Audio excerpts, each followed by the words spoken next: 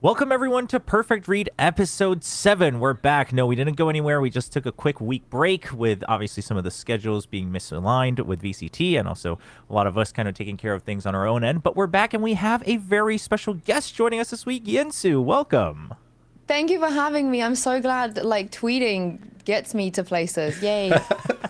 Nah, listen, we would have been thinking of you either way because we know you're putting in the work, especially with obviously all the things over in EMEA and also VCT China. And I think that's something that we wanted to focus on today because there's just not, there's not a lot of information out there for people who aren't, watching every single match. But we'll get around to that. But obviously, we took a quick week break. BigTime and Komodo. BigTime, how are you? I'm good. Back in very sunny England. It's been incredibly hot, but it's lovely. Getting ready for London. Obviously, starts next week. I think it's going to rain just in time for all the tourists and everyone to come to London, so you get the peak experience. Truly, Britain at its best. Is it truly actually as rainy as people say it is? I've never I mean, properly been. it's Yes. normally quite rainy. Yeah. Okay. Yes. Have you never been to the UK? The only time I've been is because my flight got delayed and I had a late night layover in London. And so it was raining, in fact, that day. But There I you go. went to the hotel at the airport and walked to the gas station to get frozen pizza because that was the only thing that was open. So No, I would say like the average is like a sort of soft rainy mist that's kind of always there, and you have good Okay. days where it's not. But you'll see. You'll see. For everyone coming to London, you'll see. It's okay. Do you think a lot of people will attend this event? I mean, I don't see why not. If you're from Europe, it's like a pretty quick hop across for the most part. Brexit? True, that's true. Everybody has to get visas now? Yeah, Yeah. I, I I, didn't think hope it'll about be that. good. I hope it will be good, but I had a look at the ticket thing and I don't think any day is sold out except for the final. So, a little bit nervous. Well, maybe the first couple of days will convince people to show up for the rest, depending on how the teams look. We'll have to wait and see. But Komodo, before we get started, how have you been down under? Yeah, I've been good. I've been missing Valorant a lot. This gap has surely left us all kind of like wanting to see it again. So I think that builds a little bit up towards the Masters. Although if you're from my neck of the woods, you're probably not going to be able to watch it because it's on the flip time schedule in the wee hours of the night. But hey, if you want to have something over there in the UK, you guys can take the rain that we're having here. It's like pouring. So if you want that, we'll let you have it. yeah. I'm glad that it's raining everywhere else. Thankfully, it hasn't started raining too much yet in Korea, just a little bit. So we're still waiting it out, but I'm sure it'll come We're so later on. metropolitan. We're literally yeah. currently All in the four different different countries. Yeah. That's true, yeah. No, this is a very, very global podcast. All right. Well, we're gonna be talking about obviously a little bit of Masters London overall today as well, since it's starting this week. We'll attempt to get through a tier list together. We'll see how that goes with this assortment of people. But aside from that, we wanted to kind of take this chance to talk about VCT China and mainly Yinsu. I know you've been following it quite closely and you're very passionate about that community as well. So we wanted to kind of hear your takes, maybe something, some other things from the community over there in VCT CN. But let's start. Just everyone, are these the teams we wanted to see? EDG, XLG, DRG. They're kind of the usual names, I guess, at this point. But big time, are these the teams you wanted to see at London? I mean, I feel like they are the teams we always see. I feel like you want to see EDG there, partly because they have a huge fan base, and like we know that they have been able to compete internationally. They're the anomaly, really. Of course, they lifted a trophy, which goes a long way for the region. I always want to see DRG there. I think Vukashu is absolutely amazing, and I remember screaming against that guy, and no one has made me pull my hair out quite like him. So I always want to see him again internationally. And XLG, like I think that third spot for me was a bit more open. I'm kind of happy to see anyone else go from there. I think it would have been nice to have a sort of new name, some new faces. I loved it when Wolves were there. I thought they brought a lot, and they were kind of big personalities, which is what Valorant I Yeah. think needs a little bit more of. But I mean, I think again, definitely not my wheelhouse. I will say, but I think it's nice to see some of the bigger names back, and China is a region we want to be able to do damage, and I think these are the teams that have the best shot of doing that. I will make it my mission to convince you to become the biggest XLG fan on this planet after Oh me. boy. Oh boy, we're gonna have some hot discussions today about XOG. I can already tell. But Yinsu, as someone who followed the scene, are these the three teams altogether that you wanted to see, or was there another team that you were kind of hoping and rooting for? I think in VCT CN right now, there are two teams, EDG and XLG, who are heads and shoulders above everybody else. The third spot is just a bit muddy. It's always up for grabs. You know, it was all gamers. It could have been all gamers. It could have been DRG. In this case, it was Bilibili, even FPX. It could have been any of them. But EDG and XLG are just objectively the best. I think they're pound for pound the best. Probably some of the best, if not all of them are the best. Fraggers, firepower, mechanically, I think there are some players you could maybe add in there and swap them out. They're definitely the most experienced. Most of them are the most experienced and also have the best read, in my opinion, right now on the meta in that region. DRG, this is the thing. Nathan D, their coach, I don't know what he's thinking sometimes in the best of ways. Sometimes, like, he just brings out the craziest shit. Like, they played mix. You know, I haven't seen anyone else play mix. They did it. I don't know why they did it, but they did it. And they only play Sky as well. They run Sky every map. Like, all 7 maps, they run Sky. But then sometimes he does, like, really wonderful, wacky stuff. You know, I'm sure you guys remember, like, the Clove, Rain, or whatever in the past. So for DRG, I think I was a little bit surprised. And to answer your question, who I'd like to see, it was Tai Lu. I am devastated. Yes. I am devastated that Splash did not make it. This kid is insane. And I know people have been comparing him to Forsaken and stuff because he's Indo also, but honestly, he's special. And he speaks really good Chinese now. He's very popular on Douyin, like he streams on Chinese TikTok, and he went from like speaking no Chinese this year. Within 6 months, he's like streaming in Chinese, and people love him. So hopefully he makes champs. Yeah. Yeah. No, I'm glad to hear that because I had been told about him and then gotten a quick look at him when he was still in, it was RQ Academy, right? RQ Academy. Yeah. Yep. Yeah, and I was like, was oh, great, you know what? man. You're right. Like, people told me about him, and then I saw a couple, moments, and I was like, okay, this guy's bright. And then he went, and I was like, okay, I'm a Tai Lu fan now. Like, it's all Splash all day. On that RQ thing, did you know that they gave him the option to go to the main squad if he ever wanted to? That was part of his like deal, but he felt conflicted about, like, at the time it wasn't a double duelist meta. And he was like, can I really realistically go into this team and find my place? And then I think Tai Lu came with an offer and he just wanted to play tier 1. So there was a world. RQ Slash was a world. I mean, good for him. Good for him. Yeah. That's all I'll say. But yeah, no, I'm glad to hear that there, people who, like, as someone who followed the scene closely, like, you were also hoping and believing in Tai Lu, because I think they've got a lot of potential. But alas, this time it is the usual. But you kind of focused on Nathan D a little bit and DRG. So let's start with them, right? And DRG, kind of what the expectations are here. And Komodo, I want to your thoughts first, as we might have a lot to say. Is it still the Vukashu show? As that's usually the headline when it comes to DRG. It's Vukashu, he pops off, they might get a couple wins. I mean, Komodo, is there anything else to really be watching here? I mean, when Life came into it, I would have said yes, it would have been a little bit of extra firepower on towards this roster, especially with him adopting more of the neon to come on through. It was always like really cool back FPX time to see him, always popping off and everything. But I feel like he lost a little bit of his mojo to a degree coming in towards this roster. And then, like, I was on paper really excited for this roster. Like, it's another roster that comes through the Ascension position. They keep making internationals like XLG. You have Vikashu, who's just absolutely gone nuclear time and time again, so consistent. You add Flexen, you have Life. On paper, this sounds like a really, really strong roster.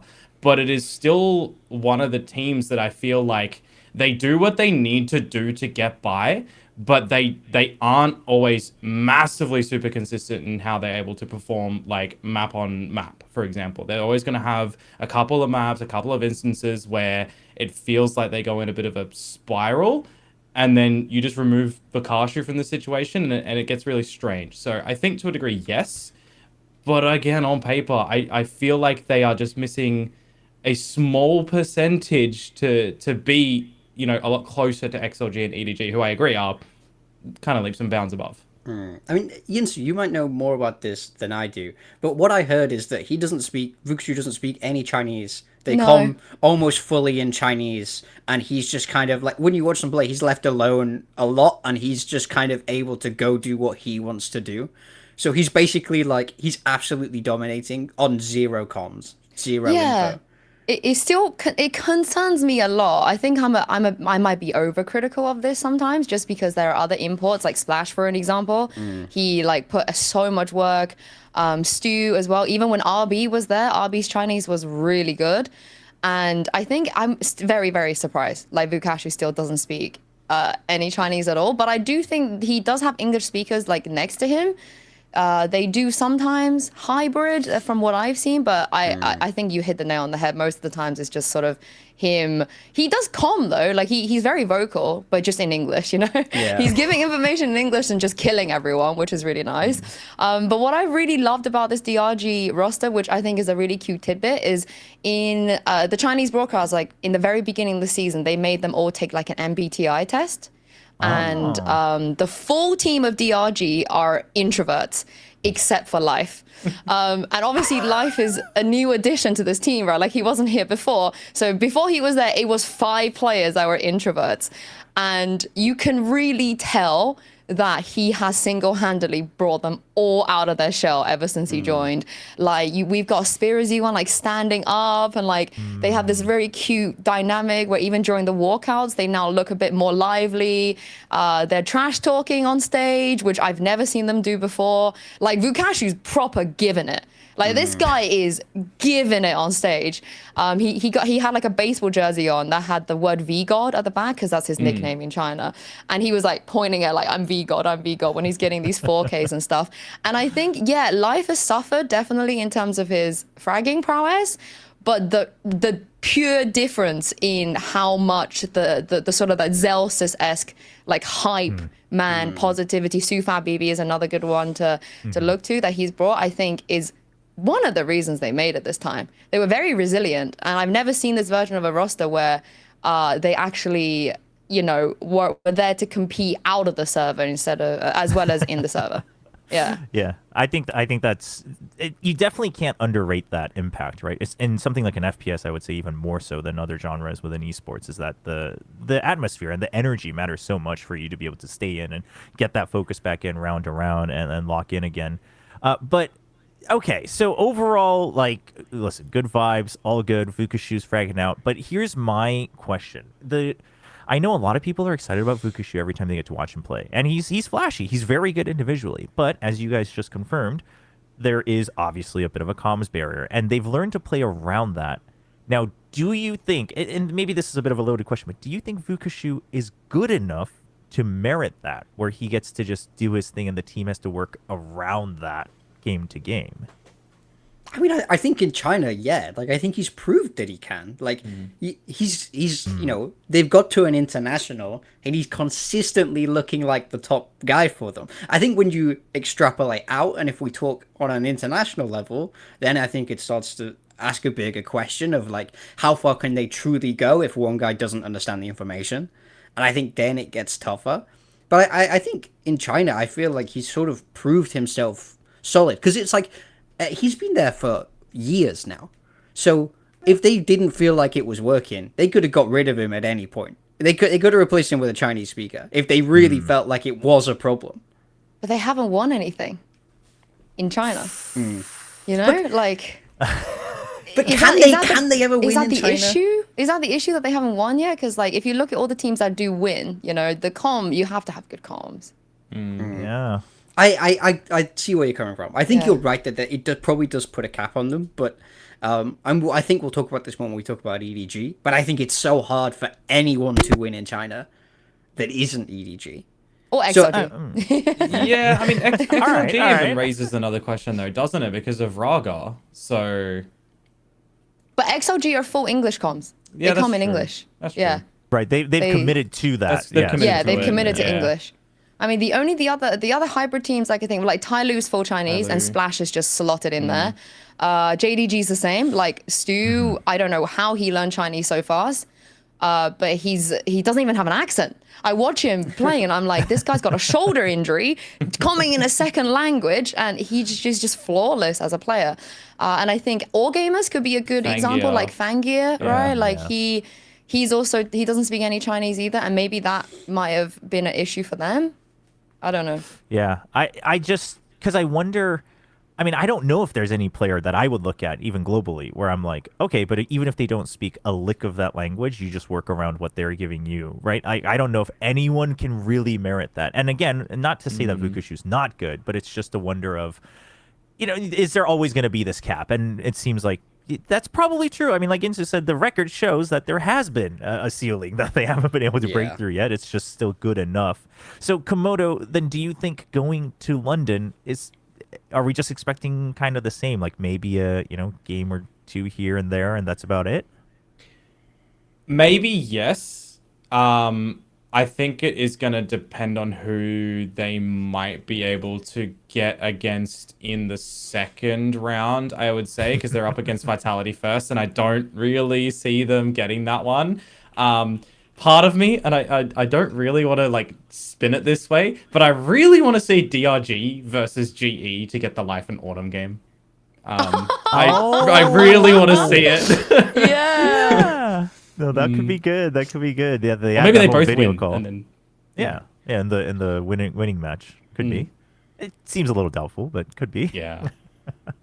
Anybody else? I think predicting DRG is the funniest thing to do because I don't know what they're going to do. I don't know if they know what they're going to do. Previously, it was like they had one consistent thing, which is Vukashi would just play Cypher. He'll just play Cypher. Well, no, he plays Cypher, he'll frag on Cypher. But then this year, he sort of didn't play Cypher for some games. He like randomly role swapped some games as well, which was just really confusing. And then he went back on the Cypher and Shock Horror, he was great. And Vice and stuff, he's been dabbling. But I don't know what Nathan D's read on the meta is because obviously the patches in every region comes in differently for some reason. And in China, it came in like the complete most random times compared to some other regions. And when their Waylay patch hit at playoffs, some teams stuck with Waylay Neon the whole time. Like even though the Waylay patch was active. And DRG were one of them that they still sort of favored a specific style. XLG and EDG binned it instantly. And I just don't know, is he going to bring Waylay Neon to London? Like, do we even want to see that? I mean, surely not. It's been too long now. Too. Yeah, but this is the thing, right? Like, I don't know. Like, with some teams, for example, Vitality is a good example. Dirk is not going to play Neon again. He's back on the jet having a great time. We know that. We don't have to see the comp on the day to be able to guess this, but with DRG, I just don't know.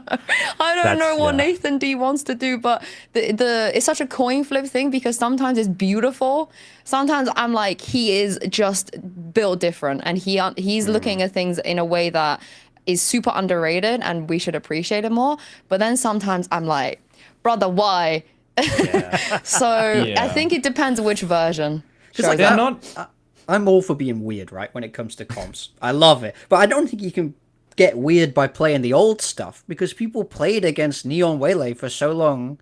And now, like, if you bring that out now, it doesn't feel right. I feel like if you're going to try and innovate and do something interesting comp-wise, you got to look forward. You got to do something a bit more out there and exciting. I mean, listen, BigTime, you say you like being weird, but everything's pointing to you not liking being weird. Like, you didn't like Francis on Neon. You don't like going back to old Neon. All right, I'm just saying. I like good weird, not terrible, awful weird. That's valid, no? That's actually legitimate. I mean, just giving you an example real quick. In a best of 5, right? So you have whole of playoffs to develop the meta, albeit the Waylay patch just hit. Other regions have had like 3 weeks on it before playoffs. But it's coming. You reach best of 5. You got to play 5 maps, and they only played Waylay Neon in the lower finals of playoffs. Like that's what I'm saying. Like they could have they qualified by then as well, I believe. So they could have used that best of 5 to maybe do something else, but it was only Waylay Neon on 4 maps. Yeah, it's hard concerning. Yeah. Because it's not just the Waylay, but the Neon as well. So like, surely you do now feel the need. Like maybe then you just thought, okay, we can get by, like we can qualify, and let's just just not worry about it. But, and I guess you could argue that therefore you've had a little bit more time than others, right? Because you wrapped up in early May. But now you've had no practice with it, like in a real setting. So you're just going to be throwing things on the wall. And like Yinsu said, we'll just have to find out all together, along with the players, on whether it'll work or not when they walk onto the stage. They're not the only team that is going to have to go through something like this with the agent adjustments, though. When you consider like who is still currently Neon or who is firmly locked into Neon, right? You got like Koshmaris and Team Heretics, Sop from Foot, although you've got like a little bit of Jet and stuff but it's not close to the Neon, right? Raga, is he going to be moving to raise a little bit more? Or are they changing things? Like we're seeing a lot of other teams that are going to also have to adjust from this, where it's like, for DRG, I definitely do agree. Like, you could have technically used those series to at least put something else in play to at least have a rep. But then, you also have to consider they've got a lot of time if they want to get a lot of scrims in before London to try something else. You go against another team in London who is a very, prep-heavy team, for example, who loves to play counters. If you're hiding stuff, that is a way to get a leg up going into this as well. So there's ways for both sides of it. But I think given kind of for DRG, what we did see from them, after they lost that first series and do the lower gauntlet run, and then they have the close one against AG, goes 3 maps. I say close, it goes 3 maps, but like each map was kind of clean to a degree. I definitely feel like they probably would be maybe the team in London who would have benefited the most from changing things in playoffs compared to like the rest. Right. Yeah, I agree. Okay. Well, you mentioned... Oh, go ahead. I was just going to say, I feel like if you're a CN believer, I think you have to hope that they've had the most time. From the end of stage 1 to London, they've had the most time. In theory, CN should always have the prep advantage. So now is the time you want to see them use it. And you want to see them swap away from Neon Waylay. They have more time to test things than anyone else. So, And the best part is they're probably still going to play Waylay Neon. I mean, it's indefensible if they do. I felt like it was indefensible playoffs, but then I saw it. I was like, honestly, I'm not gonna hate it. Like, it's just DRG. I feel like they get a pass because that's just who they are. I think the Neon. I actually think some teams might still play Neon. Oh, they will. Like, honestly, yeah. It's but more maybe for not me. With Waylay. It's more for me. Like, are you playing solo Neon, for example, like some teams are doing, or are you still rocking it with something else like a Jet or a Raze or whatever it is? I think for someone like DRG and specifically Spirit Z1, he's like feeling the bad end of this stick, man. Like, he goes from the Yoru guy to the Waylay guy, and now they're all getting nerfed. It's like, leave him alone. Yeah. True. Yeah, we gotta watch what he plays next, and then it's gonna be gutted, and then we'll know. It's gonna be Waylay. Reina, no. Oh yeah, bring back the Reina. Bring back the Reina. Yeah, maybe they go wacky the other way, and that's something we can. I think, at the very least, hopefully they just lean into whatever they're comfy with. I think that's when they shine the most and they get the most excitement out of it, because they do wacky stuff, and at least they have the firepower to try to back it up. So we can only hope. But you mentioned the Neon players, and we talked about Rarga a little bit in there. So let's talk about XOG. XOG. Now, is it fair to say that they are the most stable team in VCT CN? I think they've grown the most. I love them so much because every time I watch them, you can tell that they're getting better. Even just like within a day difference, like in a playoff situation, whatever, they're always getting better. I really believe in Leo. We've lost one Leo. I'm just glad we have another one. We at least have like a Leo out here. He's really shined as an IGL.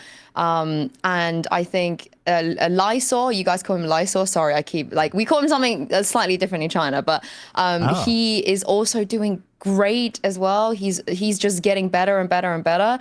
And I love this team so much. They are so likable. They're very wholesome. I think Happy Wei, depending on the day, is either the best player in China or the second best player in China. Is Happy Wei and Kang Kang, like, they take turns, Sometimes it's Happy Wei, sometimes it's Kang Kang.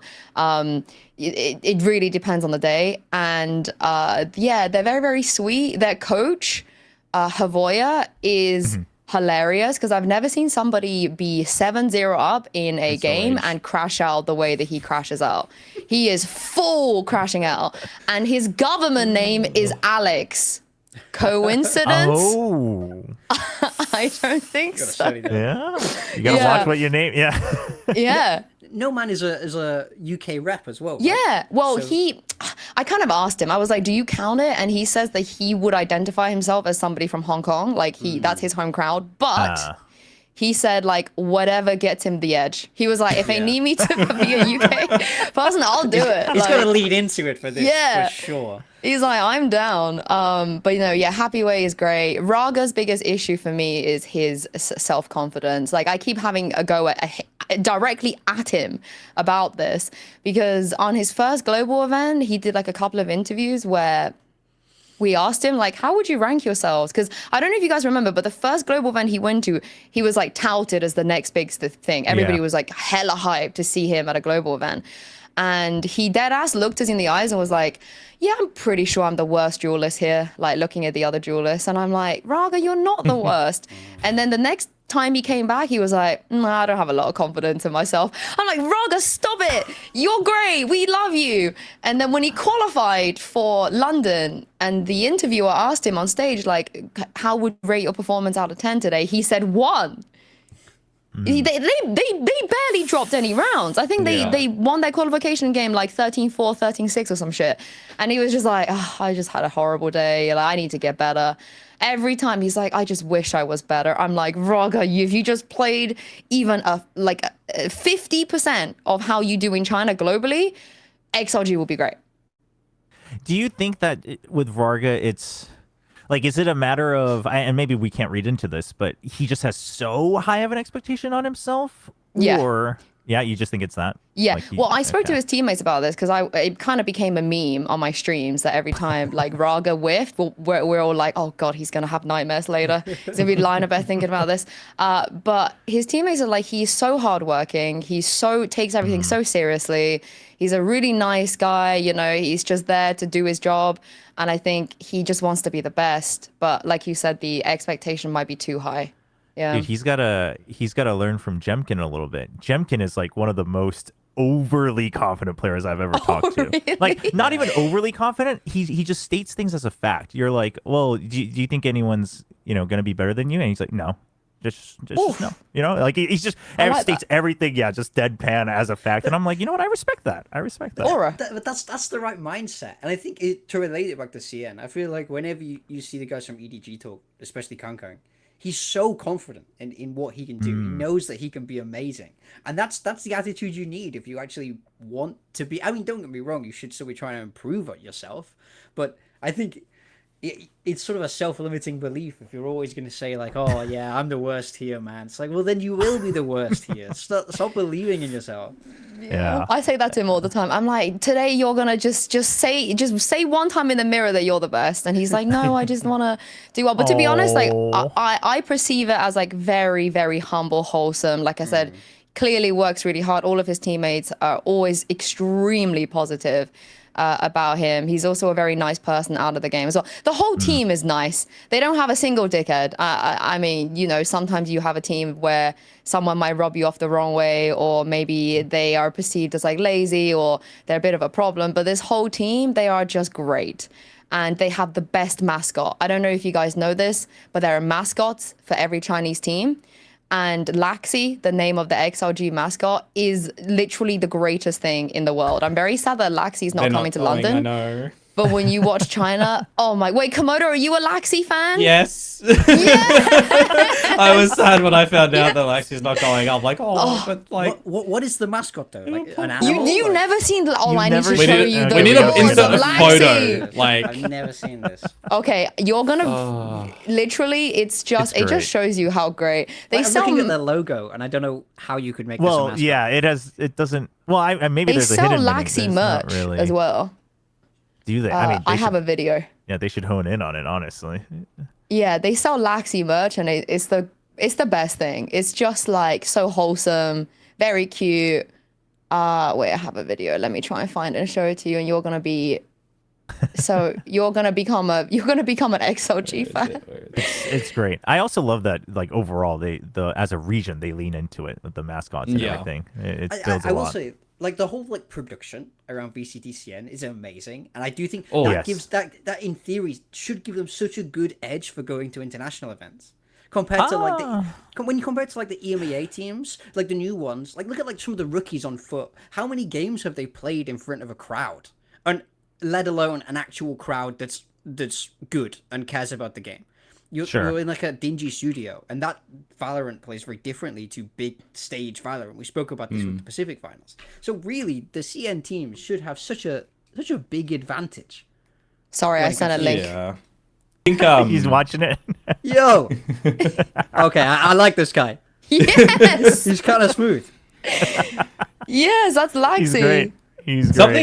Something that was also really good about the VCT CN stuff for all the finals through like the end is they had every player, what was it, they signed their own message or something that they put up on the screens. That was really cool. It's like CN has hit the mark on fan engagement and player personality, I think, so well that it makes me so excited for Shanghai and Champs and what is actually going to deliver for that. Like, they have set just the regular season so high. Like, Morgan, you were saying previously, like, our final, what was it? Our finals teams is your champs or whatever it was. I can't remember what it says. It was something like that. It's just like VCT CN's, like mainstream production is just like champs beyond. Yeah. I have no idea what's gonna happen this champs. Yeah, obviously we talked about it briefly. The previous episode about the crew that was helping out with VCT Pacific Finals as well. And I nitpicked a little bit on storytelling through the actual technical production, but I agree that in terms of branding, like team branding, player branding, and growing that engagement, like they are absolutely blowing everything out of the water. And that goes into, I've mentioned it before, I've given them a shout out about it before, but that goes into like all the community stuff they do as well, right? With all the teams together, whether it's the like charity events, whether it's them going on that boot camp together as a whole region. Like, I think they just do a lot to make sure that it's an actual brand, like VCT CN as a brand, and then you have these brands to grow within that, and they do that very well. So, and I'm very glad XOG, honestly, I think BigTime's reaction to, I'm looking at the logo, what could their mascot possibly be, and then them coming out with a banger mascot is like the best thing that could happen, because otherwise you're like, oh, it's a logo, like, okay, but now it's like you can put something to that logo and get attached to it. So You should see the JDG mascot, dude. The JDG, this is the single most, what's the word? Controversial thing I've ever seen in VCTN. Like, half the people are obsessed. Her name is Joy. Half the people are obsessed with Joy, and the other half the people want to drop kick this dumb dog. And I'm in the latter. Do you like Joy, It's Komodo? not a good looking dog. wait, I don't think I've seen this JDG. JDG Joy. Type in JDG mascot, JDG. Oh my god, you need a video of this fuck ass dog just walking around the venue, being a nuisance. I read someone called it a devil like dog, and it sticks with me. Like, Wow. and this is coming from the guy who, when we did our early like my God. VCTCN predictions, put JDG as my dark horse, right? Like, that was my thing. Hey, I was all up when they were like won map number 1 against Tai Lu. I was just like, yes, this is happening. Like, they won 13-2, and then it just went downhill. The dog made it worse for you. Yeah. Wait, I'm just gonna say I love this dog. Yeah, see, it's very, very controversial. It's like most people actually really like it, and then a lot of people don't like it. I literally just looked at it and thought, God, that's annoying.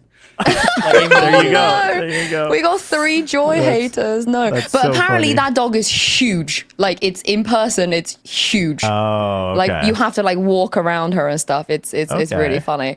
But I think one more thing I would say about XLG is my biggest frustration is they have never fulfilled their potential on a global stage.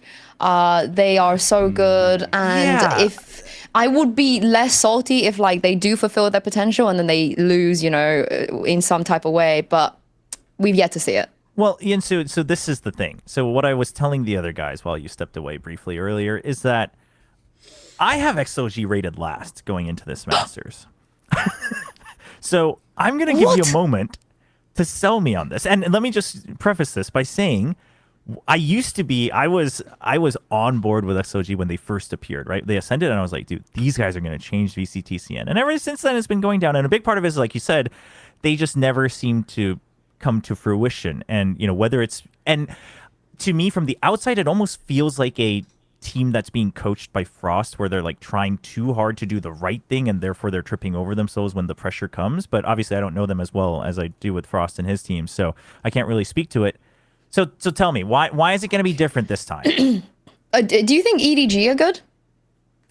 I think EDG are. I think EDG are good. Yeah. Okay, But- the only team that can beat EDG in China is XLG. Fair. There you go. The only. I don't think anyone else can do what XLG can do against EDG. And that's really, really not an easy thing to do. And I think the way that they've maneuvered through like all of the crazy changes, map changes, agent changes have been so flawless, and they've done it with such grace with it. The Yoru nerf, I mean, that was a buff for EDG, really. So that actually helped EDG. But the Yoru nerf, they had no issues. With Neon meta came in, instantly on it, look really good with it. Waylay nerf, no issues. They they almost completely binned it for playoffs. Looked great. It didn't even look like there was a patch change for them. And then they have their own identity, like what you guys spoke about in terms of the good weird versus the bad weird. The triple senti comp on Lotus, I think we could probably look at that as a good weird. It works for them. It doesn't necessarily work all the time, but it certainly doesn't work for other teams who have tried it. It works really well for them. I think Leo as an IGL, I really believe in. I don't think he's going to be like a top IGL anytime soon, but definitely a fastest improving one for sure. They also have very good vibes. They don't have the comms issues like you guys spoke about as well with they predominantly comm in English. And then when they need to do Chinese, they can just kind of like flawlessly interchange it. Best mascot in the world. But the biggest thing, like, which I think you're completely fair in feeling it contributing to maybe your view of how they might perform, is the fact that they've perpetually underperformed every time they had a chance to perform. Every time that I'm going to the tournament, like, oh, XLG going to be sick. And then I'm watching the game, I'm like, what? Who is this? I'm like, what's Happy Way doing? Like, he never plays like this. Like, what's going on right now? But if they can just play like the way they do in China, they are definitely going to be solid. That's the thing for me, is because they didn't win the region overall. They have to start in the group stage, and it's not an easy group stage. They've got NRG first. They always play against these NA teams, right? But they've got NRG first, which is a huge ask to overcome. So then let's say you lose that, which would, even the biggest believer, I think you have to concede NRG are a great team. And then if they are down 0-1 in the Swiss stage, then I think it's so dependent on what draw they get. But I think there's probably 4 or 5 teams in there that you don't want as XLG. And I think I find it hard in the realities of the tournament to believe that they can do damage. Like ranking EDG, wise, okay. Exactly. EDG starting in the playoffs gives them more time, and it gives them this easy boost forward. Like, I agree with what you're saying, and I can see a world where it's all true, but I think that doesn't matter when you're against NRG first.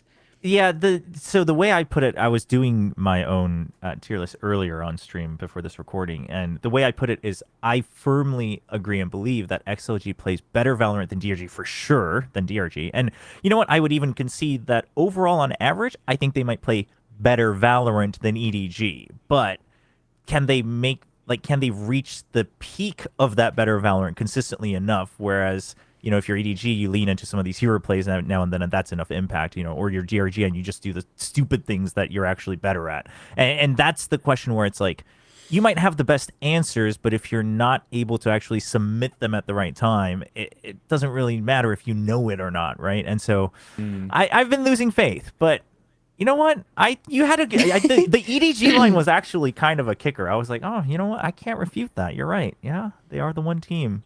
For me, I really like the growth that we've seen for XLG given these meta changes and given them stepping into being more flexible. I think for all of the teams that have gone in through CN at the moment, you've got some teams that are just really stuck in like trying to make the normal way their way, and there's some teams that are like saying almost screw that, we're gonna just try and change it and develop our own thing. And that's the latter that I think XLG is starting to really, kind of fine tune, with No Man being able to be so flexible across all the roles right now. Happy Way is just always super consistent wherever he's put around the map.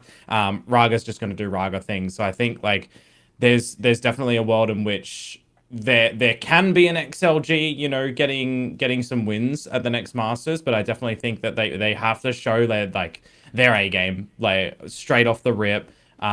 Because number one, with the way that EDG are, turning up still, with the way that Smoggy is starting across all roles to just go nuclear time and time again, and then Kang's in the roster as well. You can't, kind of gloss over that one. It definitely is a feeling for me that it's like XLG is still over DRG. But I can see a world in which XLG could get some wins at the next at Masters. I don't really see it for DRG though. So I don't know how you're putting them the other way technically, unless you're putting them on the same plane. Like yeah, I mean, I think we can talk about that maybe when we're going through the tier list, because I do have my logic, but it's not that I think they're a better team. I just think they have a better shot at making an upset. But okay, so overall XLG, we all agree that within China they look great, and they just need to do the same thing. They just need to play with that confidence. If they just did, I think you will see how good they can be. But isn't it great? Isn't it so funny that Autumn is the only Korean citizen head coach going to Masters London? I just think that's hilarious. I just think that's so funny. I specify citizen because Josh RT is also Korean American, but it's so funny. Because he was like the odd one out. He was like, he's not from CS. All the other Korean head coaches are like, well, we come from CS. And then it's like, no, Autumn's just chilling there with EDG. He's hanging out. I'm not gonna lie. He's going to be going as well. He's not like. Yeah. Well, he's a player. He's a player. Yeah. Oh, you mean a coach? I'm not gonna lie. I didn't believe in Autumn when he first came over. I did not believe in him either. I think I was a little bit just like, oh, this could be weird. But now I'm very for Coach Autumn. Like I'm so happy he's there. Let's talk about EDG a little bit, and maybe you can give us your take on that. Let's expand on that a little bit with the coaching as well, because I think so. Obviously, I've talked with Autumn a couple of times. I've always thought that I liked his direction and philosophy, but sometimes the execution, right, is not always coming through. And going to EDG, I mean, I will say I didn't believe just because language barrier and style and EDG, like these are superstars. Like, can he come in and really rally them together? But it seems like they're back on their feet. I mean, maybe even more. They're like standing up tall. So let's start with Autumn then. Do you think that truly had a big impact for EDG, Yinsu? I think he's about to lift his second international trophy. So, yeah, I think I'm fully believing. I fully believe. I believe so much in EDG. I think EDG, I like the variety in reactions between the three. It was like a mixture of like shock, like, not sure about this, and just pure like, what's she on about? I feel like you've just punched me in the mouth with that statement. Like. No, I think he should be happy that he's about to be a two-time winning coach. He's about to join a group of very few coaches. I really love EDG right now. I think they are looking, dare I say, better than 2024, which is a big, a big statement to make. Yeah, I think I alluded already, the Yoru buff for them. I think Coach Autumn also having a innate understanding, like you can't make this roster, you can't just force them to do stuff sometimes. Because obviously in the past we've seen like nobody was playing Yoru for some reason. Oh God, get me out of that.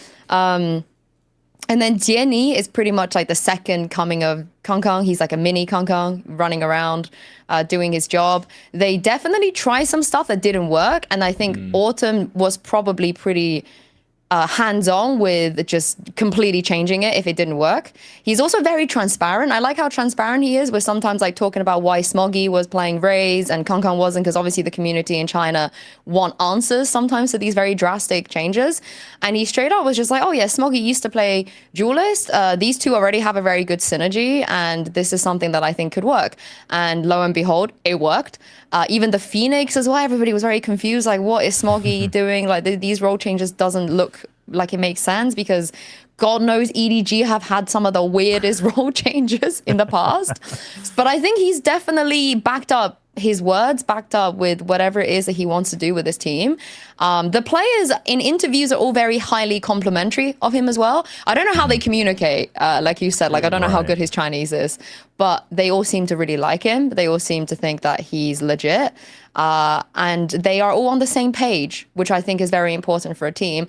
And it doesn't hurt that they're all fragging like mad, even nobody who I know people are critical of, he's really fragging out as well. Because I think Autumn was actually a really great fit for that team. I thought it made a lot of sense when he went across, because he was coming from T1, where when he, that T1 team is similar, where it's so full of superstars with these crazy amounts of firepower. And his style as a coach is very much get the best out of the players in front of you. I don't think he doesn't always, he doesn't force these weird roles, and he doesn't do a lot of this weird stuff. Like, look at when they won Bangkok. They weren't playing the same meta everybody else is. They were playing double duelist when everyone else was on Teo, like, because they had the players for it.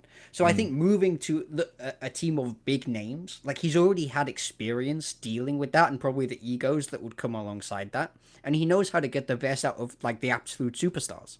So I think it will be very vindicating for him to be able to go and do it again over in China, and now go international. They've also Wouldn't it if he wins London? Sorry, wouldn't it? Because they've also got Indigo on that as well, Yes. right? That comes through from T1, and then like the coaching staff, they've even expanded just to plug another Aussie. Dale Tang signed.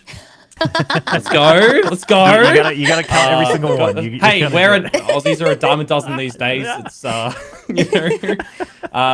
but no, I don't know if I agree with that they're gonna win.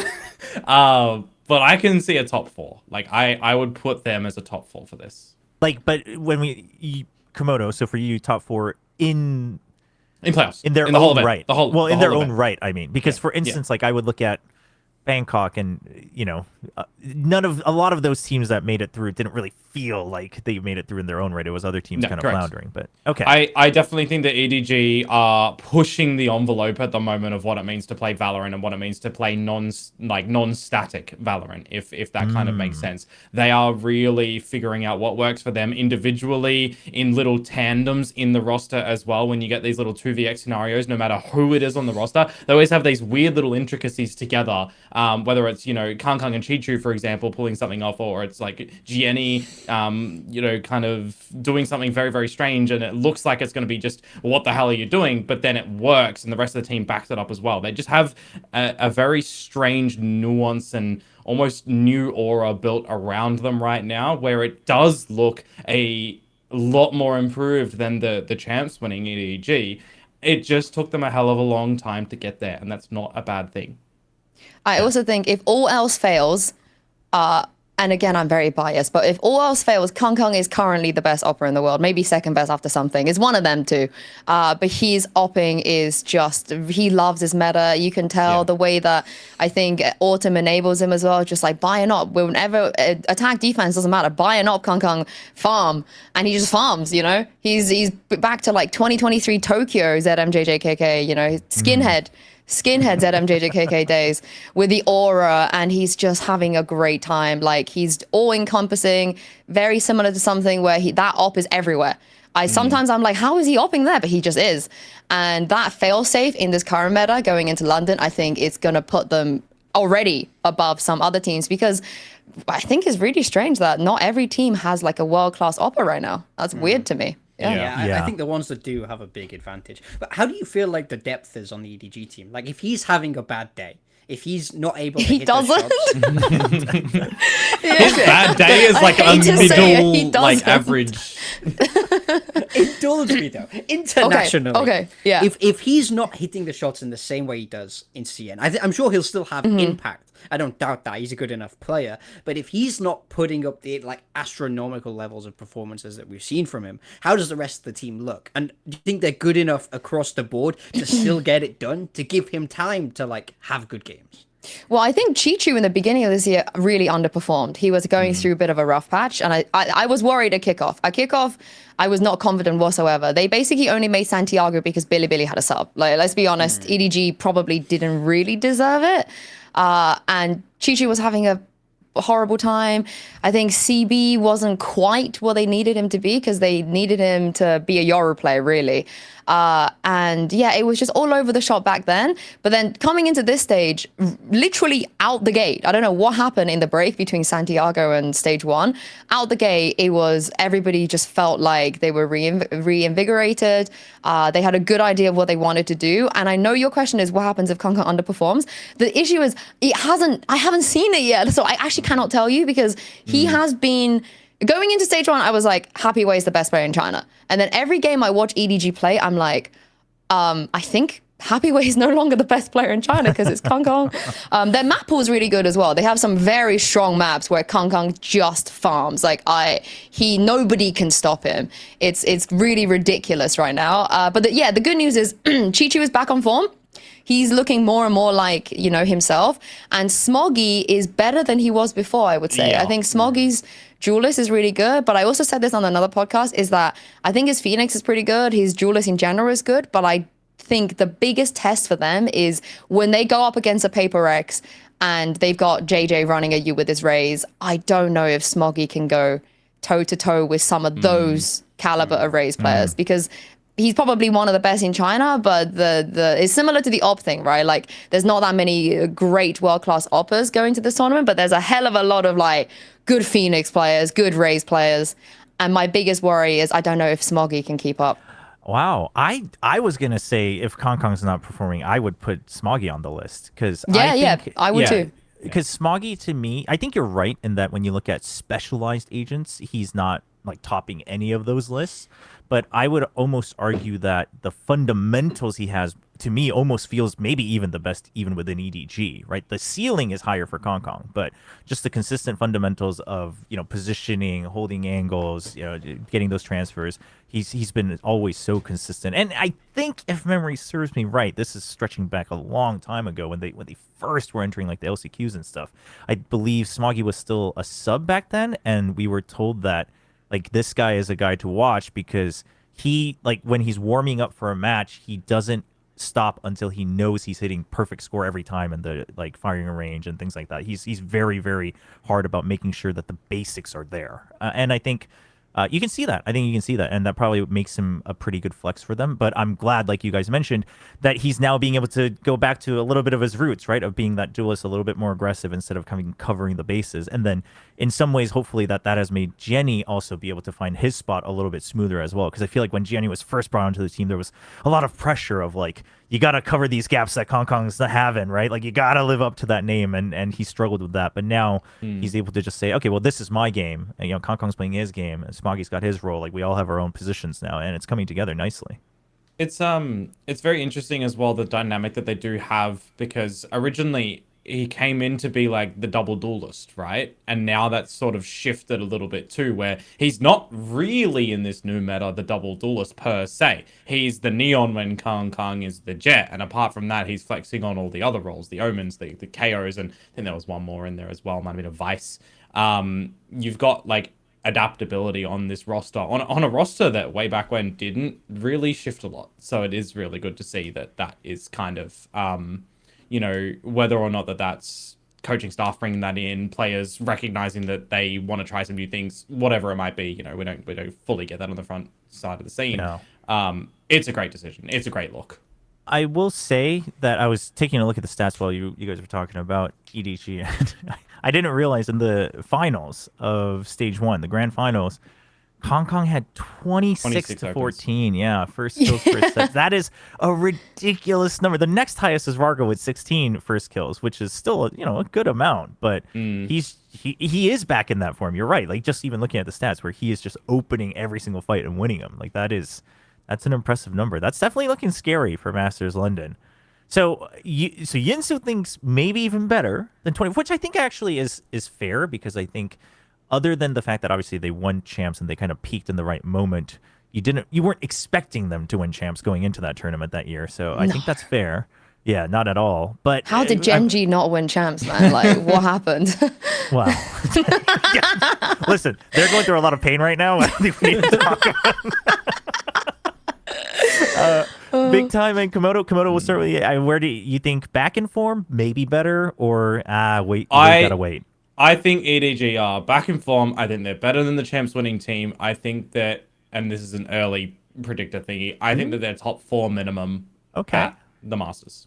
All right. And big time? Man, it's so nice for Komodo to have another CN believer here. He's normally so on his own. Yeah. Because Yeah. I can't say I believe it. Like, don't get me wrong. I think I have to. I know that CN is not my forte, and I haven't watched it as much as you guys. But I can only believe it when I see them start to put it together again internationally. For me, CN is too much of a black hole. Like, you even said it yourself, Yinsu, where there's EDG, XLG, and then there's kind of a gap. Yeah. So I find it hard to take his performances in CN at face value. When we get to the playoffs and I see them play, then I think I can make that judgment. But until I see them start to pop off in the same way they did in 2024, I'm like on a perma doubt until they prove me otherwise. So right now, I'm not high on them. I mean, Okay. you say there's a gap between like EDG, XLG, and then the rest. I actually feel like there's more of a gap in Pacific than there is in CN at the moment between like you've got a Paper X at the top and then it's like jumping on down. I think CN is closer than Pacific is. I see what you're saying with Pacific, and I agree. I think there's a big gap after Paper X, but then I think after that, it's like pretty condensed. But I also think like the average level of a team Pacific, like even if we take the very bottoms of the league, I would trust the bottoms of Pacific more than the bottoms of the CM region, in my mind. So That might be a hot take in and of itself, Yeah, to that be is- honest. I just want to say that the bottom of CN, Nova, who only won one game in regular season, just won a tournament against all of the other CN teams in a mid-season Right. tournament. So I don't know, but yeah, I don't know. I mean, like, I know that this is not my knowledge, but that's the problem for me. Is it's like I feel like every time before a tournament, I speak to a CN believer and they go, "Now's the time." They go, "You haven't been watching. They're getting good. They're finally getting good again. You should get into CN." And I go, "Okay, well, I'll see how they do." And then it's 0-2, 0-2, 0-2, 0-2. I will say Santiago, I was not believing. Santiago, I was like, bloody hell, like this is gonna be rough. yeah. This is gonna be Santiago so was rough. rough. But we can all agree that EMEA is the worst region, right? Yeah. Well, yeah, I'm glad you brought that up because I want to talk about that. But before we move on, big time, I feel you on that because I was that CN believer last year going into champs. In fact, I Into believed so champs? hard that I was believing in Billy again. I used to be a fan, and then I gave up on them, and then I was like, "Dude, BLG is back!" And then I had to freaking face paint myself, Billy, watching them lose at champs because they were bad again, and I was like, "Oh, I've learned my lesson. I won't believe until they lift another trophy." I think I have to blacklist them from my mind now because even in like tier 2, I don't know if you've seen it yet, they've pulled out of tier 2. So I'm also like, Right, yeah. Yeah. Yeah. So Sad anyway, days, I sad get days. where you're coming from, big time. If you haven't, like, you're a little cautious about it, but I do agree that it's very different from Santiago. Like Santiago, I think anyone who did watch actually knew that they weren't gonna do that well. No. And then now But things also- are a little different. I think you're valid to not believe in CN, but just believe in EDG. Believe in that's EDG. I think there's a big that's difference. More fair. I can get behind that because like Yeah. they've proved they can do it. Yeah. Yeah, they believe proved in it at least EDG. once. Yeah. Okay. All right. Well, you mentioned that we all agree, and we all kind of did, right? That EMEA is the worst region. So we're going to do a tier list overall of every team. But before we do that, kind of what's the headline for each region? So we just finished talking about CN. So let's talk about CN. Like, do we think CN is going to send at least one team to the top 4? Or is it, hey, CN teams are going to be, hard hitters in the playoffs? Or is it that they're just the dark horse as per usual? Where are we kind of standing? My label for this is they're about to give people a reason to be excited for champs. I think if Okay, I EDG like do really that. well, I we're like going to that. China, people are going to be hyped about what they can do, That's Okay. I think that's fair. Yeah, I can agree with that. I think that it'll be like EDG top 4, and I don't think the others are going to make it out of groups. Yeah, I mean that's the problem for me. Is if you're looking to define the region overall, I can get being high on EDG, but the other two, like is one of you able to stand 10 toes down and go? There's 3 CN teams in the playoffs. No. No. But XLG, I have XLG making it out. Yeah. Okay. I think they yeah. beat NRG. Like, no lie. I actually Okay. legit think they beat NRG. If we're looking at a headline, I think I could get on board with, "Hey, we're better than Santiago."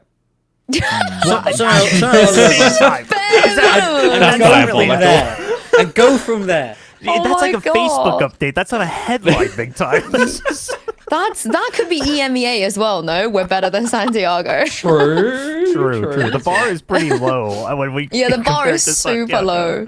Well, I think as you build towards champs, it has to be better than Santiago. And if you want Yeah. people to get excited for champs, I do think now is the time. I absolutely, when we get to champs and we have this same conversation again, I'll be way higher on the CN teams. No doubt Yeah. about it. For that home field advantage, I think will be massive. But Well, it's a disadvantage actually, because in Shanghai, all the CN teams were so atrocious. There was a big, like, a whole internet issue of people saying that we embarrassed ourselves because it was like in Shanghai and EDG bombed out. Like the rest of the teams were rubbish as well, yeah. so they all got nervous. yeah. Yeah. That's true. Yeah, the home field pressure. That's why I think NRG are going to lose, because they got Kiko, and Kiko is going to be like, oh no, I'm like one of two Brits, I got to do good.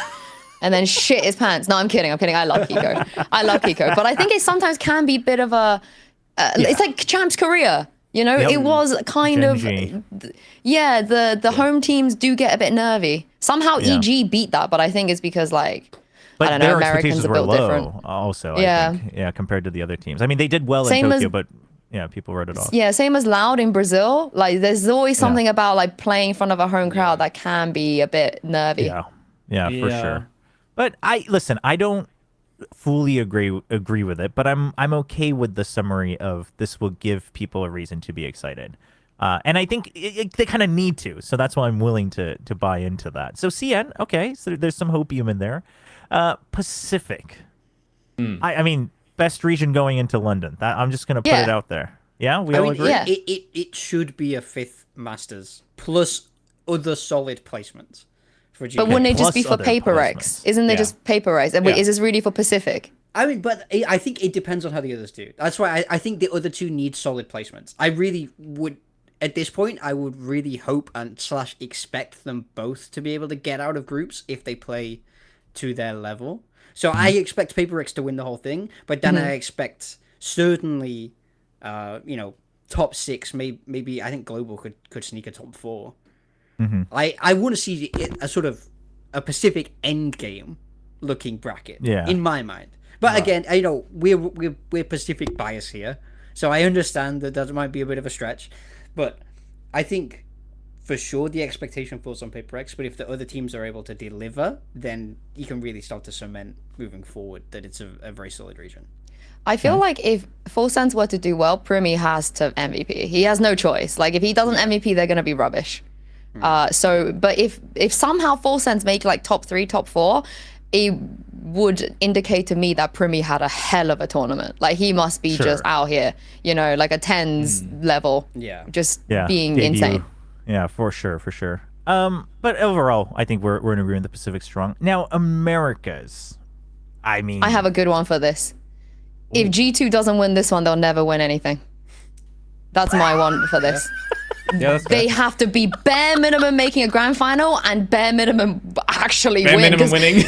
Yeah, because this is such a, I don't want to Yeah, say it is. easy, but this is such a good one for them to win. Like, they can win this.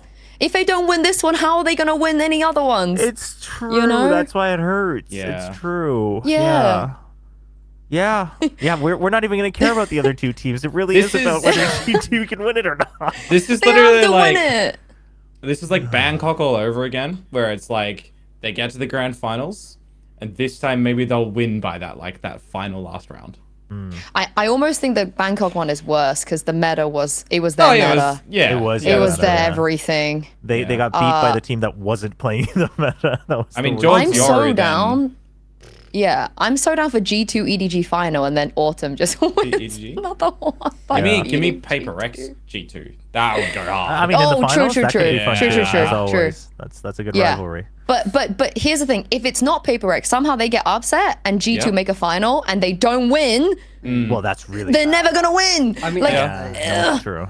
you know, if Paper X do some trolling and they get knocked out, it's wide open for G2. Like they really like 90% should slam dunk the tournament in my mind. I agree, which is why I think this is so. For me, it's just going to be so problematic if they don't win this. You know, for me, as well. Oh, There you go. Yeah, this guy and his biases bleeding through. yeah.